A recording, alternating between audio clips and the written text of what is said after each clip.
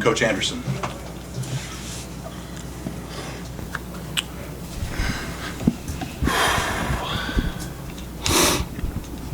Trying to figure out what day it is and what time it is here. But anyway, congratulations to Texas A&M.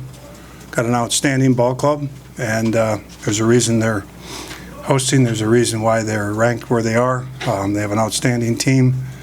Very, very proud of our team, the way we fought back here after losing the first game, and long day we put in today. I thought we competed all day long today. I thought we competed for 9 innings here against Texas A&M, and it's a wonderful group of young men, and the bounce back from last year to this year, and some of the heavy hearts we carried with us all year when our pitching coach Todd Oakes was fighting for his life to beat leukemia, and the way that they were able to keep it together and work hard every day and keep pushing along and accomplishing some of their goals just tells you a lot about the leadership of this group and the type of young men we have here, and couldn't be prouder of what they gave to this program this year, and had a blast riding along with them, being their coach, their leader, and couldn't have made it without them, to be honest with you. So there's many days I had to feed off of them based on the heavy heart that I had. So sorry it had to end. Didn't want it to end. It's been too much fun hanging around a bunch of class young men that really do get it and understand it, and both in terms of why they're here, why they're playing college baseball, why they're going to school to earn their degrees, and the way they pay tribute to Coach Oakes and the way they handle themselves on and off the field has been just an amazing group of young men. So I thought the freebies, we gave them too many freebies. I think 5 or 6 of the runs were because of walks. We made an error in the 1 inning, gave them another one.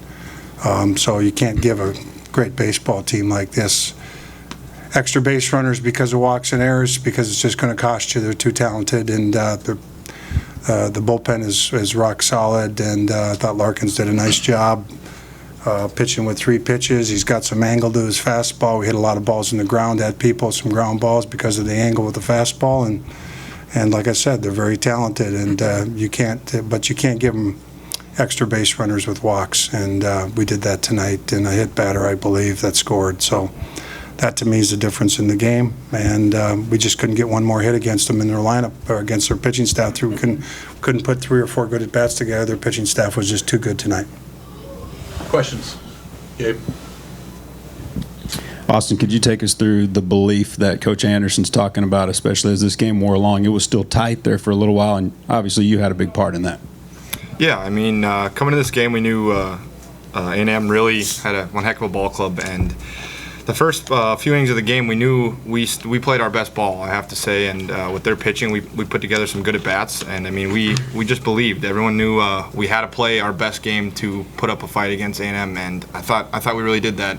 And like John said, the freebies kind of was what let it get away from us a little bit, and then ultimately lost. But I thought we put up a very good fight, minus the freebies. I mean, I think we'd have a pretty good ball game there. Austin, what was it like playing in this environment, and had you played in an environment like this game tonight before?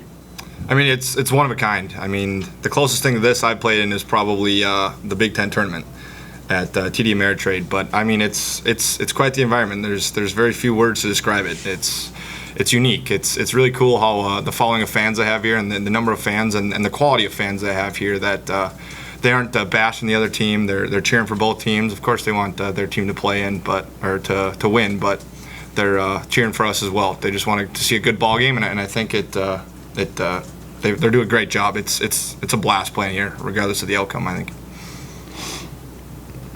In the back, Larry? Larry? No?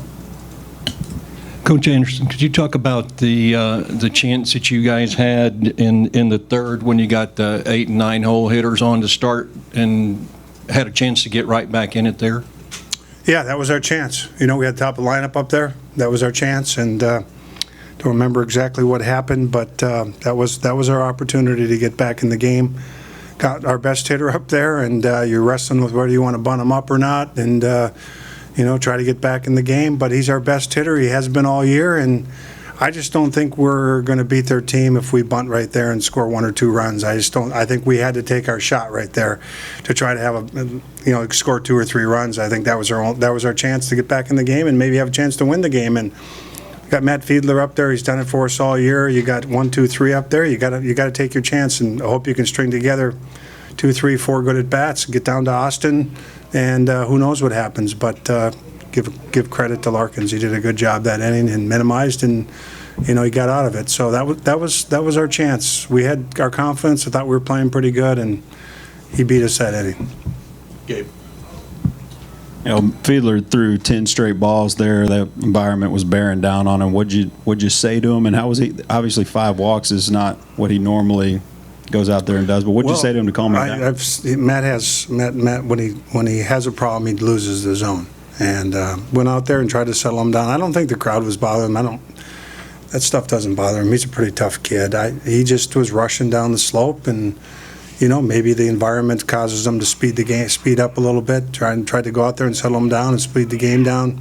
Suggested maybe we try a different pitch. If you can't get the fastball to play, let's go to a different pitch and see if that works. And he has had a little history of losing the zone, and if there's anything that you could say as a fault of his this year as a pitcher, he's walked too many guys this year, and we saw it again tonight. And so I've seen it before, and it happens.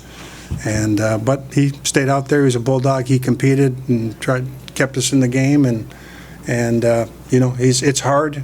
He's worn down a little bit. It's hard to be a position player and a pitcher and go through an entire season. He's never been a starting pitcher at the Division I level. This is the most innings he's ever logged. And then to be your one of your top offensive players, he's our base stealer. He's a leader for stolen bases. And I think he got worn down here at the end of the year. And we saw that in the Big Ten tournament a little bit with the start he had. So he wanted the ball. He wanted to be out there. He's a competitor. He loves playing the game. He's very passionate. And, he lost the zone there that inning, but he also made some good pitches for us too. So he lost the zone there, and I'm proud of Matt what he did. All 3 of our starters. This is the first time that they've gone 80, 90, close to 100 innings in the season. Dalton Sawyer's never been a full season starter for us, and Toby Anderson the first year that he's been a full starter for us an entire year. So those guys this was their first for them, and I thought they did a really good job. I thought Dalton and Matt got a little worn down here at the end of the year. Got time for a couple more? Right here in the front, Zach. Coach, you guys actually out-hit them 8-6. Can you just attribute that to kind of, I guess, just timely hitting, not getting the timely hits you needed?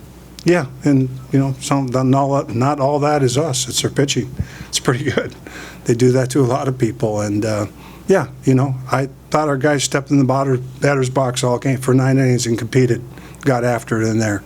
And you got to give credit where credit's due, and they got an outstanding pitching staff, and that's why it's hard to score runs in them, because they're able to execute pitches and get people out. So, but I thought we competed in the batter's box and got after it, and they got the better of us, like I said. But we've had a really strong offensive team all year today, and I saw some really good quality at bats out there based on, I think, what you're facing out there for pitching. So we had to keep the game to a 3 or 4 run game for us to have a chance here, and then try to get a big hit with 2 or 3 guys on base, and that didn't happen.